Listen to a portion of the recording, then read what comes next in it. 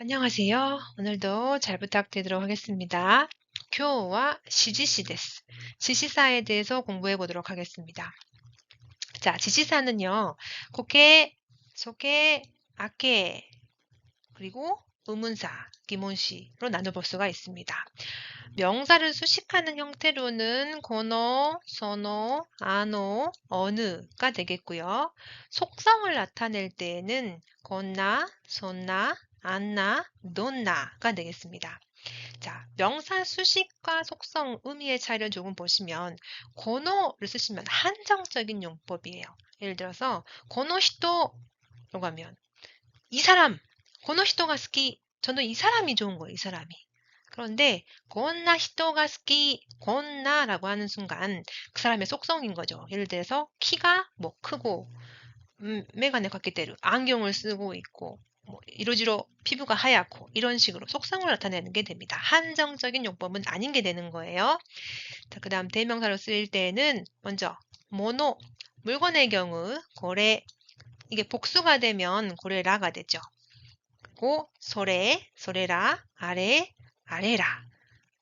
의문시의 경우, 의문사의 경우 노래, 나니 어느 것이 되겠는데 자, 복수형의 경우 라를 붙여주세요 라고 했는데 영어만큼 단수와 복수를 분명하게 이렇게 나눠서 쓰지 않아요. 누가 봐도 복수인데 고래, 소래, 아래라고 말씀을 하셔도 일본어에는 그 오형이라고 보지 않아요. 괜찮습니다. 영어만큼 단수와 복수를 확연하게 명확하게 구별하는 건 아니에요. 단지 여러분 모노라고 했어요. 물건이라고 했어요. 이걸 사람에게 쓰면 될까요? 안 될까요? 안 되겠죠. 굉장히 신뢰인 표현이 되겠습니다.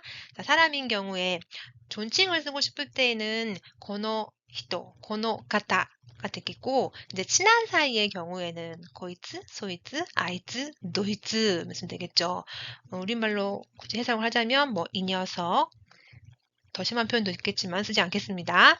그 다음 장소의 경우 코코, 소코, 그리고 아소코, 아코라고 하시면 안 되겠죠. 아소코, 저곳, 그리고 어느 곳은 도코. 방향을 나타낼 때에는 고찌라, 소찌라, 아찌라. 이게 정중한 표현이 되겠습니다. 그리고 정식적인 표현이 되겠습니다. 이걸 그다겠다 표현으로 하시면 고치, 소치, 아찌가 되겠습니다. 자, 마지막으로 뒤에 명사가 아닌 형용사나 동사가 올 때 부사적 용법으로 쓰고 싶을 때에는 고, 소, 아, 도가 되겠습니다. 이 표를 기본적으로 이제 외워두신 다음에 구체적으로 어떻게 쓰인지는 현장 지시적인 용법과 문맥 지시적인 용법으로 나눠서 설명을 해드릴게요. 자, 먼저 현장 지시 용법을 보도록 하겠습니다. 크게 대립형과 융합형으로 나눠 볼 수 있어요. 대립형이라고 하는 것은 먼저 현장 지시가 뭐냐부터 설명을 드리면 우리 눈에 보이는 물리적인 상황을 말하는 거예요. 우리 눈에 보이는 거예요. 그리고 뒤에 나오는 문맥 지시 용법이라고 하는 것은 눈에 보이지 않아요. 대화 중에 나오는 지시적인 용법이에요. 예를 들어서 그때 그 사람이 했던 그 말 기억나? 이런 식으로 쓰이는 게 문맥 지시적 용법이고 지금 설명드릴 이제 현장 지시 용법이라고 하는 것은 이게 뭐예요? 그건 뭐예요? 이런 식으로 말할 때 쓰는 겁니다. 먼저 대립형이라고 하는 게 나이크시스 그리고 뭐 이 직시성이라고 하는 건 여러분 굳이 처음에 뭐 임용 시험을 보시는 분이 아니라면 몰라도 됩니다. 자, A 보시면 소레와 난데스까? 그것은 무엇입니까? 라고 물어봤어요. 상대방이 그것은 무엇입니까? 하고 물어봤으면 우린 대답할 때 어떻게 해야 돼요? 이것이라고 대답을 해줘야 되죠. 그렇죠. 우리말 이건 일본어도 똑같습니다. 고래와 조기 데스. 조기라고 읽고 이건 자예요. 자. 여러분 필통 속에 있는 그 자를 말하는 겁니다. 또 하나 2번 소래와 볼펜 데스까? 하이 고래와 볼펜 데스. 자, 그거 볼펜이에요? 네, 이건 볼펜이에요. 즉 말하는 화자에게 가까운 것은 고를 쓰죠. 그리고 청자에게 가까운 것은 소를 쓰죠. 이렇게 말하는 사람과 듣는 사람의 영역의 차이가 있을 때 대립형이라고 말합니다. 자, 반대로 말하는 나와 듣는 사람 둘 다에게 있어서 멀어요. 이럴 때 융합형을 쓰는 거죠. 예를 봅시다. 아소코니 후네가 아리마스네. 아소코 저쪽에 말하는 나에게 있어서도 멀고 듣는 너에게 있어서도 멀어요. 그럴 때는 아게를 씁니다. 아소코니 후네가 아리마스. 이건 우리말도 똑같아요. 2번 아노키와 난또 이마스까? 저 나무는 뭐라고 해요? 저 융합형이기 때문에 대답할 때도 똑같아요. 아래와 그스노키 데스네. 저건 농나무네요. 농나무예요. 라는 식으로 이렇게 현장 지시적 요법은 우리말과 거의 비슷해요. 대립형이 있고 융합형이 있고 이건 비슷한데 자, 그 다음 페이지에 나오는 이 것들이 조금 우리말하고 쓰임이 다를 때가 있거든요. 물론 같은 것도 있어요. 자, 먼저 보시게. 자, 현장 지시 용법에 있어서 이제 주의할 점. 1번 같은 경우에는 우리말과 일본어가 같기 때문에 상관없어요. 여러분이 등이 가려워요. 내 손이 닿지 않아요. 그럼 누군가가 부탁을 하잖아요. 그럼 우리는 거기 좀 긁어줘. 거기 기분 좋아 거기야 라고 하잖아요. 일본어도 똑같아요. 소코 기모치와 라고 하는데 좀 전에 화자에게 가까운 것은 고 이를 쓰고 청자에게 가까운 것은 소 그를 쓴다고 말씀드렸어요. 근데 내 등이잖아요. 나의 영역이 원래는 저의 영역인 거죠. 하지만 내 손이 닿아요, 닿지 않아요? 닿지 않기 때문에 나의 몸이긴 하더라도 나의 영역으로 보지 않는 거예요. 그건 일본어도 똑같아요. 그렇기 때문에 그리고 일본어도 소고, 소를 쓴다는 거. 이제 문제가 되는 거는 2번이죠. 여러분이 택시를 타고 가는데 이제 내리고 싶어요. 그러면 저 같은 경우는 저는 여기서 세워주세요 라고 말을 하거든요. 근데 일본어의 경우에는 여러분이 만약에 이제 일본에 놀러 오셔가지고 택시를 타서 내릴 때 고코도로 시테 쿠다사이 라고 하면 기사님이 깜짝 놀라실 거예요. 일본어에서는 일반적으로 소를 쓰죠. 소코데 토메테 쿠다사이 라고 하는데 왜 소를 쓰느냐에 대해서는 두 가지 설이 있는데요. 첫 번째는 융합형으로 보는 경우 택시라고 하는 공간에 운전자, 기사님과 손님인 내가 택시라고 하는 같은 공간에 있기 때문에 이건 고로 보는 거고 그 영역에서 벗어났기 때문에 소를 쓴다라고 하는 것이 있고 또 하나는 손님인 나와 운전자 따로 본 거죠. 대립형으로 본 거죠. 나는 운전을 하고 있지 않기 때문에 운전이라고 하는 영역은 기사님의 영역이기 때문에 소개 소를 쓴다. 그래서 소코데 도메테 구다사이라고 한다. 이렇게 두 가지 설이 있어요. 어찌됐든 우리말 같은 경우에는 여기서라고 하는데 일본에서는 고코데는 제가 보기에는 거의 안 쓰는 것 같아요. 일반적으로 소코데 도메테 구다사이라고 한다는 거를 외워주시면 좋겠습니다. 그리고 또 하나 3번. 3번도 재밌죠. 여러분들이 집에서 테레비를 보실 때 이렇게 테레비를 여러분 30cm 거리에서 보는 사람은 거의 없지 않나요? 그렇죠. 좀 이렇게 멀리 떨어져 있죠. 그렇기 때문에 우리는 저 배우 저 이름 뭐야? 저 배우 이름 뭐야? 저를 쓰죠. 근데 같은 상황에서 일본어의 경우에는 고를 씁니다. 고노 하유의 나마에 나래? 이런 식으로. 이게 재밌는 거예요.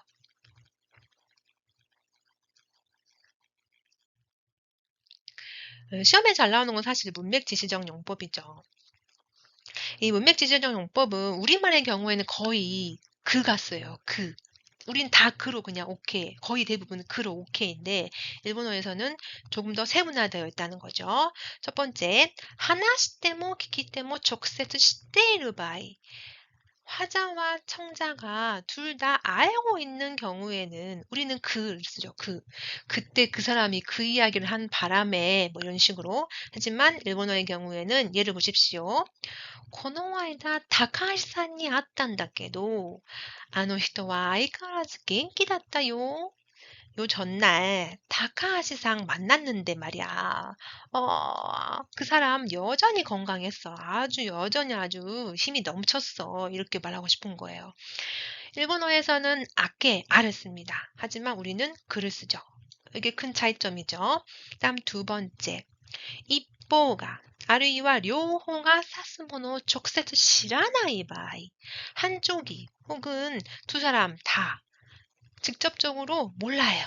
이런 경우에 우린 또 글을 쓰지만 일본어의 경우에는 보십시오. 아를 쓰면 안 돼요. 이런 경우에는 소개를 쓰셔야 됩니다. 자, 友達に 나카타 という男がいるんですが, 자, という라는 이 복합 격조사가 쓰였다는 것 자체가 여러분 모른다는 거예요. 한쪽은 잘 모른다라는 거죠. 그렇기 때문에 친구 중에 이 나카타라고 하는 남자가 있는데요. 아이츠와 오카시나 야츠난 데스요. 이게 안 된다고요. 소이츠와 오카시나 야츠난 데스요. 그 녀석은 좀 재밌는 또 효긴나 재밌는 놈이에요. 아, 놈이란 표현 써도 됩니까? 재밌는 녀석이에요. 이런 식으로 말하고 싶은 거죠. 아게는 아는 나와 너 둘 다 아는 경우. 소는 나 혹은 상대방이 몰라. 아니면 둘 다 모르는 경우. 직접적으로. 이런 경우에는 소를 쓰면 좋겠어요. 3번. 聞き手の存在が問題にならない. あるいは独り言. 혼잣말이에요. 혼잣말은 청자를 염두에 두고 하는 말입니까? 아니죠. 우리말의 경우에는 이것도 그를 쓰지만 일본어의 경우는 재밌어요. 아를 써요. 캠프대 타베타 아노 요리 음악 같다나. 캠프는 나 혼자 갔어요. 저 혼자 갔어요. 근데 그때의 일을 회상하면서 그때 먹었던 그 캠프에서 먹었던 음식 너무 맛있었는데 이렇게 이야기하고 싶을 때 일본어에서는 아를 쓴다는 거죠. 여러분들이 가장 실수하는 것 중에 하나가 이 3번 예죠. 그리고 아까 좀 전에 1번 예도 그랬어요. 우리는 다 글 오케이이기 때문에 그대로 소로 쓰면 의미가 안 통해요, 여러분. 안 됩니다. 자, 그 다음 4번을 보실게요. 노아스레 시타토기. 완전히 까먹어버렸어요. 아루이와 이니크이고노 가와리니.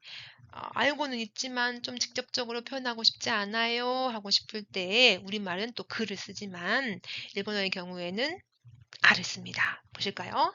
この前お貸ししたあれなんですけどいつ返してもらえます? 요 전에 제가 빌려드린 그거 말인데요. 언제 돌려주실래요? 이렇게 쓰는 거죠. 우린 그지만 일본에서는 아를 쓴다는 거. 그 다음 5번과 6번은 이 쇼라는 표현이 되어 있는데요. 뭘 말하는 거냐면요. 전방조응 같은 경우에는 이 앞에 있는 내용을 가리키는 거. 후방조응이라고 하는 것은 이제 뒤에 있는 거를 가리키는 걸 말하는 겁니다. 자, 전방조응의 경우는 두 가지가 있어요. 고를 써도 되고 소를 써도 돼요. 사실은. 우리는 주로 글을 쓰죠. 자, 子供の頃母に絵本を買ってもらったことがあるんですよ. 또 문맥이 좀 이상하네요. 괜찮나요? 아루 괜찮네요.